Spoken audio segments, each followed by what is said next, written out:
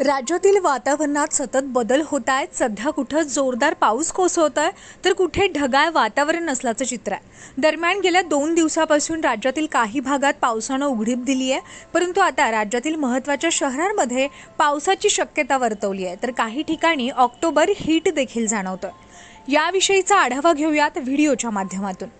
राजधानी मुंबई, कोकण या ठिकाणी मध्यम स्वरूपाच्या पावसाचा इशारा देण्यात आला, तर ठाणे, पालघर या ठिकाणी देखील पाऊस कोसळेल। उद्या मुंबई दिवसभर ढगाळ वातावरण राहणार असून 31 अंश सेल्सिअस कमाल तर 22 अंश सेल्सिअस किमान तापमान असेल। पुढील 4 दिवस पुण्यामध्ये ढगाळ वातावरण राहणार असून जोरदार पाऊस बरसेल असा इशारा हवामान विभागाने दिलाय।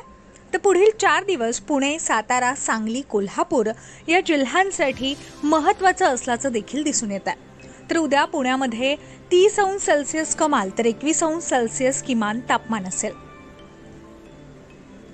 विदर्भामध्ये तुरळक ठिकाणी मेघगर्जना आणि विजांचा कडकडाट यासह मुसळधार पाऊस पडण्याची शक्यता आहे। त्यामुळे विदर्भातील सर्व जिल्ह्यांना येलो अलर्ट जारी करण्यात आलाय।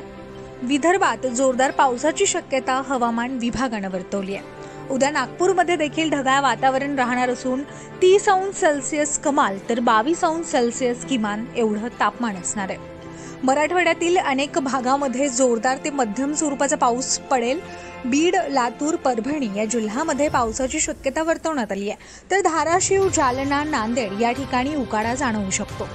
छत्रपती संभाजीनगरमध्ये उद्या 29 अंश सेल्सिअस कमाल तर 25 अंश सेल्सिअस किमान तापमान असेल।